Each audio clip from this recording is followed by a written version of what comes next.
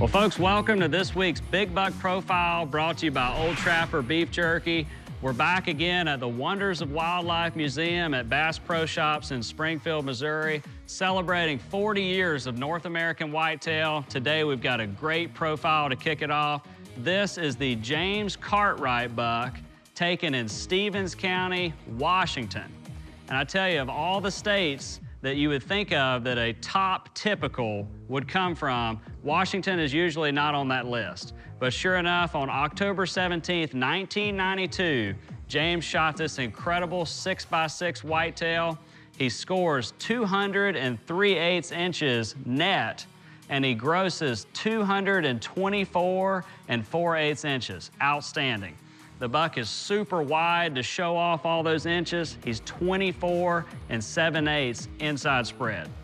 He has a few abnormal points coming off of the bases of his main beams there.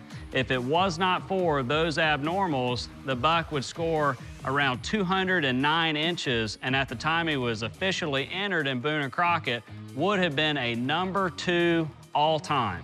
So on that day in October, back in 1992, James was still hunting through some really rugged country on public land in Washington, not too far from Spokane, and nearby an alfalfa field that he actually owned.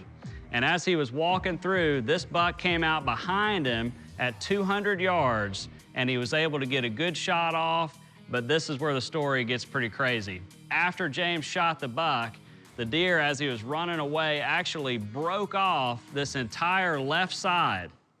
And at that time, in 1992, Boone and Crockett did not accept antler breakage in the record books, and so he was not entered until years later.